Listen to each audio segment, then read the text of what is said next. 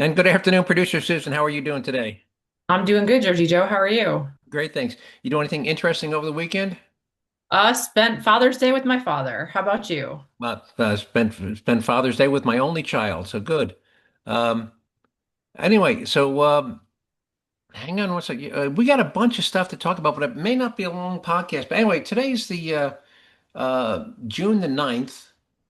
It's No, two. it's the I'm sorry, 16th. June the 16th. Thank you very much. Today's the 16th, which is 2 days after the No Kings protest and 2 days after the military parade.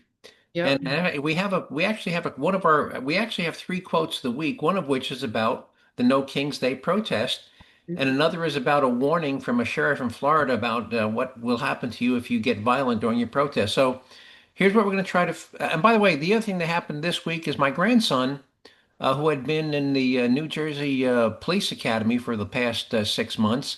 He graduated from the police academy last week, and he's going to work for the Manville, New Jersey Police Department. He starts, I think, a week from today, if I'm not mistaken. So Well, we're now going to have a congratulations on that, and I hope that he has a very safe and successful career. you and I both. So we're going to have I think, our first police officer in the family. So congratulations to my grandson. Um, anyway, this week we're going to have three. We normally have one quote of the week. This week we're going to have three. The first is going to be from the Austrian economist Ludwig von Mises on the linkage between civilization and private property rights. That's probably not something people think about, how private property rights and civilization are kind of linked together. Our second quote is from, as I mentioned, from the sheriff of Brevard County, Florida, explaining to protesters what will happen if their protests become violent. And do you know who Scott Adams is? I've heard the name, but I can't place him. He's this creator of the Dilbert comic strip. One of Oh, my yeah, yeah, yeah. Yeah, all right. And we have a quote from Scott Adams on the success of the No King's Day protest. And we all know about Charlie Kirk of Turning Point USA, right? Yep.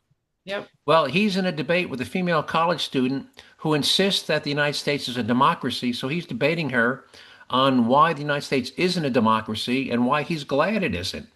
So it's a very controversial position he's taken, but one I happen to agree with. Now, you know what a parable is, right? Yep. Do you belong to either Costco or Sam's Club? Yes, I do. One or the other? Okay. Well, it's a parable that compares what happens to somebody sneaking into Costco without a membership, and it's kind of a parable for illegal immigration. We'll go through that. It's a very clever parable, and I'm sure you've heard about the crash of the Boeing Dreamliner in Air India last week that happened Yeah, just unfortunately, moments very after, right? sad. Yeah. Well, as a commercial pilot and somebody who's watched the videos, I'm going to give you my opinion as why I believe that plane crashed in less than 60 seconds after takeoff. Now, I could be wrong, but I'm pretty sure I'm right. And I've heard other aviation experts agree with me in terms of what I observed. Um, now we've talked about the California bullet train on this podcast several times, right? Going back as far as maybe Yes. 2 years ago. What a Yep. boondoggle it's been. Yep. It's 10, 12 years behind schedule, 400% over budget, and there's still Mhm. no trains running. Well, we're going to give you an update that may be the final nail in the coffin. We'll also give you some insights onto where one of the organizations that is theoretically a nonprofit that is helping to fund anti-ICE protests are getting their money from. And finally, our taxpayer relief shot this week is a classic. A 70-year-old woman from Tampa is trying to evict the guy they had let live in a like a cottage on their apartment, and he becomes violent with her. And fortunately, she had enough sense to bring a gun with her, and it doesn't end well for the guy that attacks her. All right. So here's our quote of the week from economist Ludwig von. He's from Austria originally. He died, I think, sometime in the 80s, so he's been dead for about 50 years. Um, but here's his quote, and I want you to think about this. He said, if history could teach us anything, it is that private property is inextricably linked to civilization. Now, think about that. Back when we had cavemen, nobody owned anything, right? Yeah. You only own the thing on your back. And Yep. then when we had kings, like and then when we had back in until the Romans came along and let people, own land and own homes. But before that, back when you had the Mongols, the barbarian hordes, really wasn't civilization. It was just roving bands. The Mongol. That really wasn't a civilization. They didn't build things. They didn't grow things. They just went from country to country, and only when people were allowed to own land and own buildings would they bother to invest their time and energy to grow crops and to raise livestock, right? Hmm. So again, he's saying, so if history could teach us anything, it is that the private property is inextricably linked to civilization because if people don't have ownership, if you didn't own anything, would you plant crops if the people next to you could come take your crops? No, No. Would you build a building if the people next to you could take it by force? no, So again, I think it's quite the keen observation that if you want to have civilization, you have to have private property rights. And we've talked in the past about the failure of socialism, because in socialism, the government owns everything, right? In yeah, communism, yeah, which is why communism has a unbroken track record of failure, and which is why places like North Korea and Somalia and Cuba, are not really. I mean, theoretically, in Cuba, you can own your home, but the government owns all the lands, all the farms, all the cattle. So again, without private property rights, you really don't have a civilization. All right. Now this past Saturday was the No yeah, Kings protest nationwide, right? yep, Well, yep. here's Scott Adams, the creator of the Dilbert comic strip, what his observation, and I have to agree with him. He said, Scott Adams said, I was skeptical at first, but the No Kings rally really worked because when I woke up this morning and my country still had no king. Good job, everyone. How's that? Right? Yeah, The rally must have worked because when we woke up Sunday morning, we didn't have a king. So, yeah, so it must have worked, right? That's the reason we have no kings because of the rally. yeah. It's probably nothing to do with the Constitution or anything else, right? It was Nope, just that. not at all. All right. Well, let's listen to the Brevard County. I don't know why we have all these like we got Sheriff Grady Judd down there. We got the guy from Santa Rosa County that encourages people to shoot people. And here's the sheriff of It's to Brevard. shoot people who are threatening other people, not just Right. randomly shoot people. We need Right. to clarify. But all of our good sheriffs seem to be in Florida. Here's the guy from Brevard Yeah. County. And he's just giving a warning to people that were coming to protest a no protest yard day. Here we go. If you resist lawful orders, you're going to jail. Let me be very clear about that. If you block an intersection or a roadway in Brevard County, you are going to jail. If you flee arrest, you're going to go to jail tired because we are going to run you down and put you in jail. If you try to mob rule a car in Brevard County, gathering around it, refusing to let the driver leave, in our county, you're most likely going to get run over and dragged across the street. If you spit on us, you're going to the hospital and in jail. If you hit one of us, you're going to the hospital and jail, and most likely get bitten by one of our big, beautiful dogs that we have here. If you throw a brick, a firebomb, or point a gun at one of our deputies, we will be notifying your family where to collect your remains at, because we will kill you graveyard dead. We're not going to play. This has got to stop. If you So what do you think of the sheriff? Good words. Yeah, absolutely. I mean, it is your First Amendment right to have freedom of speech and the right to assemble and Yeah. the right to petition the government. That is your First Amendment right to have a protest, but you can't just go and start throwing rocks and Yeah, bricks and and violence. That is spitting on not part of the First Amendment right. no, no. Spitting on cops, burning people's cars, Yeah. throwing bricks. No, so I think that was spot on. I wish we had more sheriffs like him that were Yeah. willing to say stuff like that. Yeah, And, exercise your First Amendment right, but the First Amendment does not give you the right to violence. yeah, you're absolutely right. So I love that guy. We'll have to add him to our list of favorite people. All right. So Charlie Kirk, a lot of people incorrectly believe the United States is a democracy, and they've thrown around, we have to save our democracy. Do you believe the United States is a democracy? No, it's actually not. What is it? It's a constitute. What's the word am I looking for? A constitutional. Uh, Republic. yes, thank you. Constitutional representative republic. Well, Yeah, here's Charlie Kirk of Turning Point USA having that exact discussion with this young college student who says if she starts talking about, well, we're doing this to save our democracy. Here we go.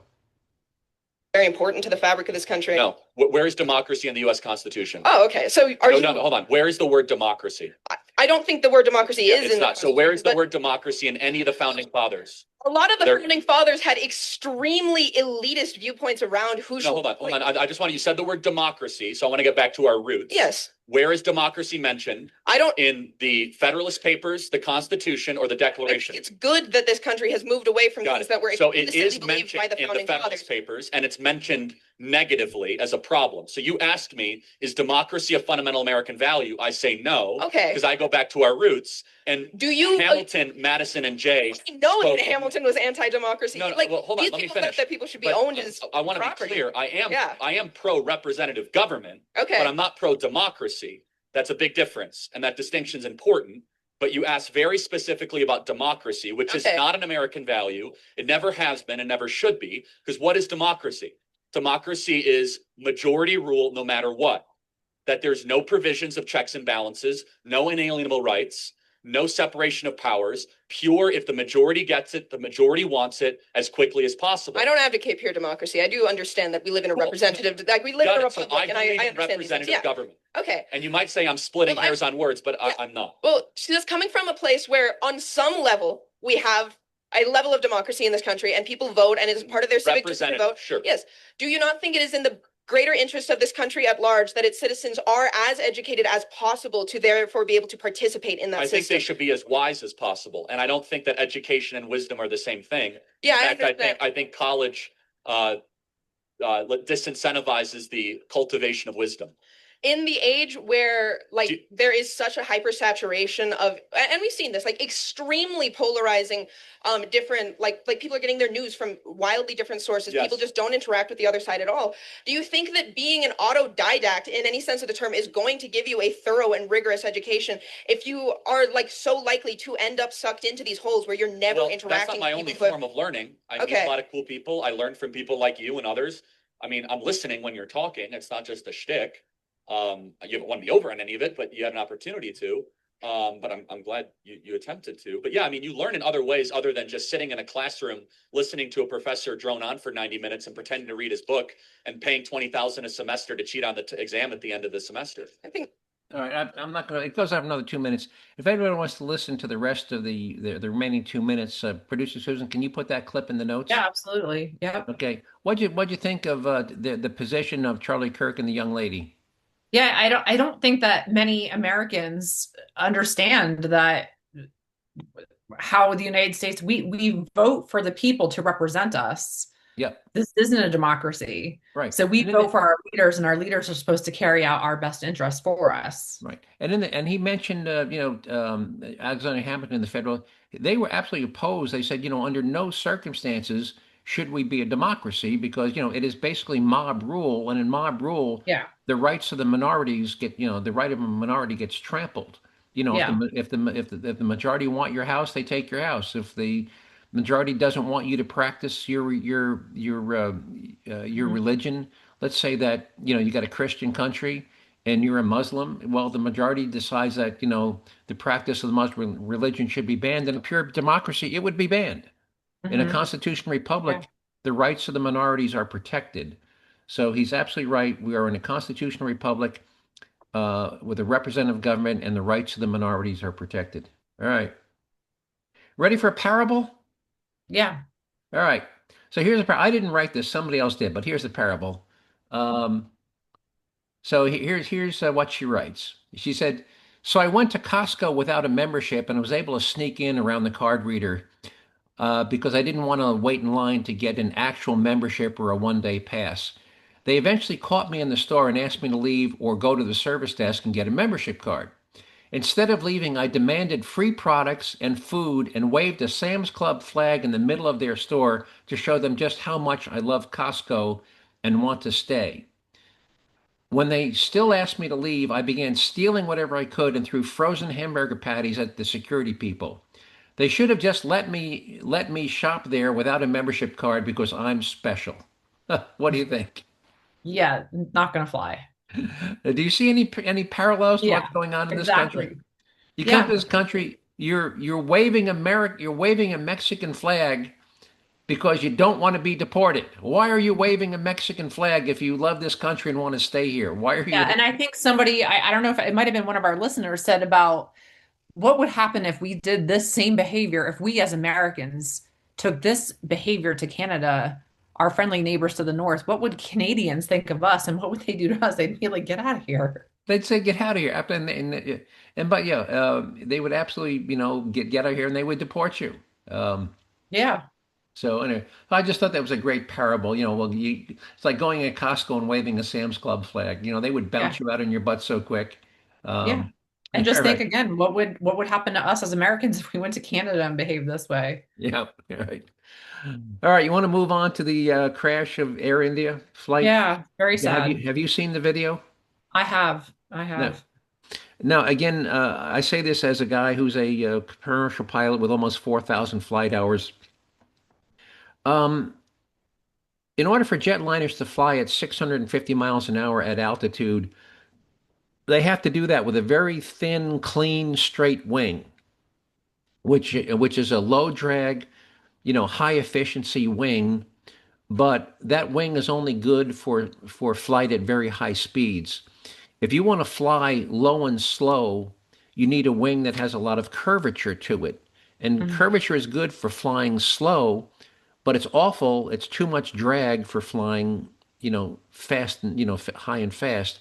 So the way that airplanes compensate for that, on takeoff, there are big panels at the back of the wing called flaps. And on the Mhm. front of the wing, there's like a leading edge called a slat that can be released to droop down. And the combination of the slat on the front it gives you more curvature in the front, and the flap on the back gives you more curvature in the back. So it takes that nice, clean, flat, straight wing and adds curvature to the front and curvature to the back. So now you've got a curved, essentially a curved wing that can allow that plane to fly at a very low speed. And let's say low speed for a jet that size is 120 miles an hour compared to 650 miles an hour. With a clean wing, that plane cannot fly at 120 miles an hour. It can maybe only go down to 180 miles an hour. So on takeoff, part of your checklist while you're sitting on the end of the runway is you make sure you deploy your flaps, which are the big panels in the back, and the Mhm. slats on the front. Well, when I look at that plane taking off, and again, that lean, those flaps at the rear do not appear to be deployed. They appear to be retracted because the back of the wing is clean and straight. So I believe what happened is that the pilots got distracted. They skipped that part of the pre-takeoff checklist, which is deploy flaps, and probably the I couldn't see the front, but I'm guessing if they didn't deploy the flaps, they didn't deploy the leading edge slats either, and they attempted to take off with no flaps or no strap. Now the reason that you can get into the air, there's something called ground effect, which is like a cushion of air between you and the runway. It's like it's like a pillow of air because air is going under in your compress. So you can lift off, but as soon as you lift off out of that above that pillow of air that was between you and the runway, you're going to stop flying. It's called a aerodynamic stall. And if you look at that plane, it didn't go nose down. It just settled. The nose, they were still in a pitch up, nose up position, as they should have been. But the plane basically, the wings stopped flying and the plane just dropped on its belly. And that's called an aerodynamic stall when the Mhm. wing, it no longer has enough airspeed to fly. So I believe when it's finally settled out and they've got all the black boxes, the boxes, by the way, are orange, they're going to find out that the flaps were never deployed. Now, the flaps were never deployed is why the plane couldn't fly and crash, but then they're going to have to dig into what did the pilots do wrong? They have to listen to the voice recording to find out why the pilots missed that crucial step of deploying the flaps before takeoff. But I believe that's why the plane crashed. Any thoughts? I know you've flown a Yeah, it's I'll be curious to see what whatever the equivalent of the Indian right, NTSB right, has to say, but yeah. right. Have you ever been on a plane and but the same thing when you come in for landing, if you want to land slow, which all planes want to do, you'll hear like that whine "Woo," as they Yep. deploy the flaps and coming in for landing. Have you ever Yep. heard that sound? Yeah, absolutely. Yeah, so and if you're so on again on departure, you'll hear And if you look out the window, if you're near the wing, you'll see those flaps come out on departure. And then once you're up and they pick up some airspeed, they retract the flaps. And then the same thing, when you're coming in, you'll hear that whine sound. That's the Mhm. hydraulics extending Yeah. those rear flaps. And that's what you hear. And they do Yep. that so they can fly because you'd rather land at 120 miles an hour than 180 miles an hour because Yeah. you cut your landing distance in half. So you always have flaps on takeoff and you always have flaps on landing. All right. All right, so California Bullet Train. How many times have we talked about that? Two, three, four times? Oh, many. Yes. Right. Remember, Yes. Many. it originally started in 2008 and it was supposed to be $30 billion dollars and completed in 6 years or 7 years or something like that. And as of last year, 2024, it was more than a decade behind schedule, and the cost had ballooned from 30 billion to 120 billion. And I Mhm. had done some math saying that this thing will never ever come close to paying for itself, and Mhm. that it would be cheaper for the state of California to just buy people free airline tickets between San Francisco and Los Angeles. Do you remember me I think saying we had looked at the price. It was like it was around $100 to take the shuttle, which runs. round trip, $129 for a round trip ticket Yeah, and between I LA mean and San Francisco? there's flights like every other hour between Every LA hour and it's a San Fran. 45-minute flight. I Yeah. mean, it's 4.5 hours on the train, by the way. Yeah.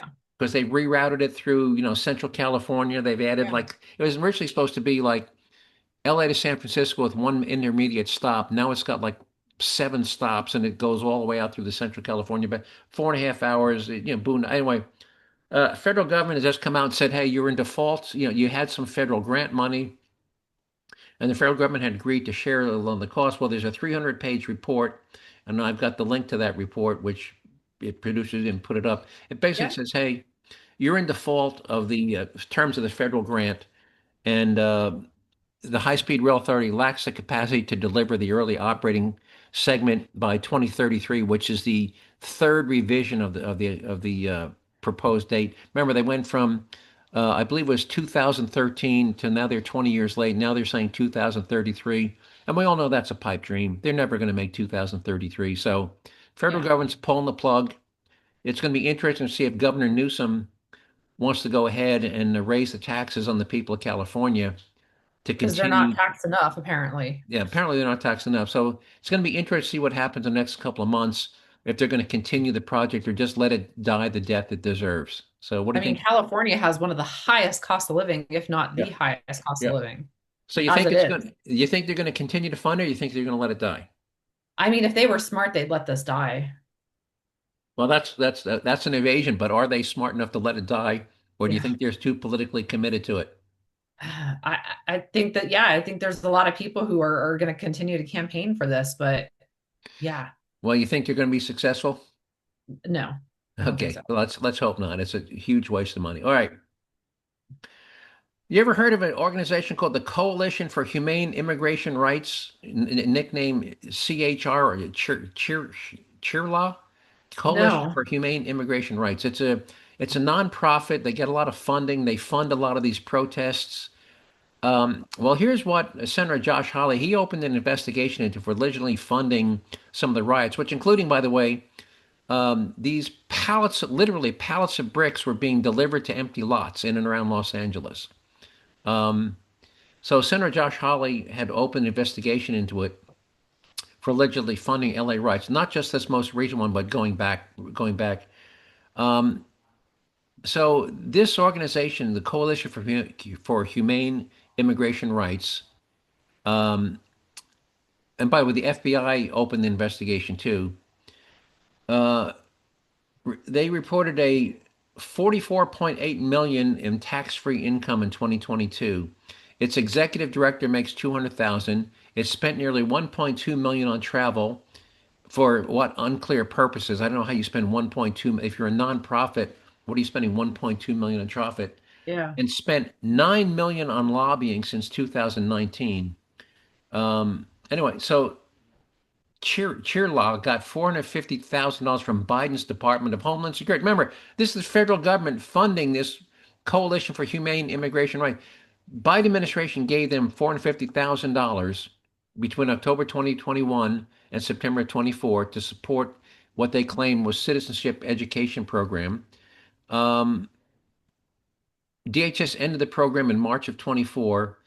And in the fiscal year ending June of 23, this organization got nearly 34 million in government funding, mainly from California, not federal, 34 million California sources. So California is funding the organization that is helping to pay for the riots.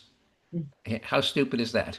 And again, as we just talked about at the beginning of this podcast, you have the right to protest and assemble. You do not have the right to throw bricks. To throw bricks, exactly, and set fire to other people's cars. By the way, Yeah. CNN, they were showing all these pictures of cars burning in the street, and they said, well, it's still mostly peaceful. I guess their definition of mostly peaceful is that less than 50% of the cars are on fire, right? If only 49% of the Yeah. cars are on fire, it's still mostly peaceful. Is that their definition? I'd like to know what their definition. I don't think that fire and violence at any time type should be included in that. Well, there's peaceful and mostly peaceful. All right. Hey, how much time we got? You got about 10 minutes. Good. Then we'll do some things we haven't done in a while. Let's talk about why we're going to talk about our taxpayer relief shot. And again, the theory behind the taxpayer relief shot, we haven't talked about this in detail for a while. If a thug gets arrested by the cops and he wants a jury trial, well, he gets a court-appointed attorney, and then you have to have the prosecutor and the jury, and it's a $200,000 bill just for the trial. And then if he or she gets convicted, it averages about 80,000 a year to keep a thug in jail. So if he gets a 10-year sentence, that's another 800,000 for 10 years in jail, plus 200,000. It's $1 million to send a guy in jail for 10 years. So here's how the sheriff of Santa Rosa County, Florida, what he thinks about it. Somebody's breaking in your house, you're more than welcome to shoot them in Santa Rosa County. We prefer that you do, actually. Hopefully, you'll save the taxpayers money. And then, of course, we have Sheriff Grady Judd from Polk County, and he's got two different takes on it. Here's one. Let's see. Let's do this one. I would highly suggest that if a looter breaks into your home, comes into your home while you're there to steal stuff, that you take your gun and you shoot him. You shoot him so that he looks like grated cheese. Now, let's see if I have one more for Grady Judd. I hope this is the right Grady Judd. Well, we have received information in social media that some of the criminals were going to take their criminal conduct into the neighborhoods. I would tell them, if you value your life, you probably shouldn't do that in Polk County, because the people of Polk County like guns. They have guns. I encourage them to own guns, and they're going to be in their homes tonight with their guns loaded. And if you try to break into their homes to steal, to set fires, I'm highly recommending they blow you back out of the house with their guns. All right, so that was Sheriff Grady Judd. All right, so let's get to our taxpayer relief shot. Now, this is from Tampa, Florida. And this is a 70-year-old woman who's been trying to get this guy. They let this handyman live, and they said, okay, if if you need a place to stay for a month, you can stay here. Well, a month turned into almost a year, and he refused to leave. Here we go. Hillsborough County. This is 10 Tampa Bay at 5. I'm Frank Wiley. And I'm Courtney Robinson. Sheriff Chad Chronister says an elderly woman was trying to evict a handyman who overstayed his welcome. 10 Tampa Bay's Aduria Chumba joins us now with what we've learned. Aduria. Investigators say that argument turned violent when the elderly woman asked her handyman tenant to leave the home multiple times. Deputies say the situation escalated, and that's when the elderly woman pulled out a gun. I was in bed. I heard 3, what I thought was gunshots in pretty quick succession, just pop, pop, pop. Startled by gunshots from across the street on General Place, Gerald Schwartz says he spotted his neighbor in distress around 12:30 a.m. Come outside and start screaming and crying. I couldn't really understand. The only thing I could understand her saying was, my leg, my leg. Hillsborough Sheriff Chad Chronister says just moments before, the elderly woman got into an argument with her handyman tenant. And the elderly female resident who lives there said, I've never seen him this violent. Telling investigators the man threw things around and was moving aggressively toward her. She waited so long that when she fired that firearm, there was actual blowback because he was that close. As they both fell to the ground, that's when she became injured and required medical attention. Authorities say the homeowner had been trying to evict the man after they let him move in about a year ago. She kept telling him, just leave, just leave. He continues to move forward. She waited to the last possible minute to have to use that firearm because she thought that she was, again, that she'd be in fear of her life. Tonight, neighbors telling us the elderly couple were nice and friendly folks. It really seemed like they were trying to give him a place to stay. Otherwise, he might not have had a place to stay. They're super sweet. They're older. One of them, pretty sure he's a Vietnam vet, but he's a great guy, like helped us with stuff on our house. And right now, no charges have been filed as investigators work to determine if it was self-defense or premeditated. Now, the state attorney's office will decide once the evidence is fully reviewed. In studio, Aduria Chumba, 10 Tampa Bay. What do you think? Was that a good shooting on the part of the 70? Yeah, like the guy said, she shouldn't have waited so long to defend herself. Yep. So, all right. Well, before we sign off, anything you'd like to add, Producer Susan? Yeah, we got a couple of things coming up this week. We got, Thursday is Juneteenth. Oh, that's right. It's a federal holiday. Federal holiday. Right. It's also going to be the first day, I think, that the thermometer hits in the 90s as well, which is right before the first day of summer is Friday. The first day, the solstice. Right. Meteorological summer, right. Right. The solstice, right. The longest day of the year? And longest day of the year. Longest day of the year, June 21st, summer solstice. All right. Yep. Well, great. Anything else you want to add? That's all. All right. Here's a little trivia question. Think about this. How many states are located in more than one time zone? Oh. You want to take a guess? I'm going to say probably 10. Close, 13. There are 13 states located in more than one time zone. And do you know how many states don't observe daylight savings? 2, Arizona and Indiana. You forgot Hawaii. Hawaii doesn't observe it either? I don't think that Hawaii does either. Hawaii, Arizona for sure, and I know parts of Indiana. Right. All right, maybe it's 3, but I definitely know Arizona and Indiana don't. So very good. Hawaii. I'm pretty sure Hawaii does not either. Maybe this time next year we won't be observing it either. Who knows? We can only hope. I think that's one thing we can all agree on is that we're tired of the back and forth. I think where we are still arguing is, do we stay on daylight time or standard time? Well, I don't. And I know we disagree on this. She wants daylight and I want standard. But I'd be happy with either or. So yeah. All right. Let's hope this time next year we talk about that not happening again. All right. Anyway, folks, we're running out of time. I want to thank everybody who listened to the podcast for giving up 30 minutes out of your busy day to listen to me ramble on about the things I find of interest and importance. And I hope you found some of those topics as interesting and important as I did. And if so, I hope you continue to listen to this podcast in the weeks and months to come. If you want to see some of the materials and story links you heard me talk about today, you can find them on the Jerzee Joe website at jerziejoe.com. Just remember to spell Jersey, J-E-R, as in Robert, Z as in zebra, E-E, Jerzee, jerziejoe.com.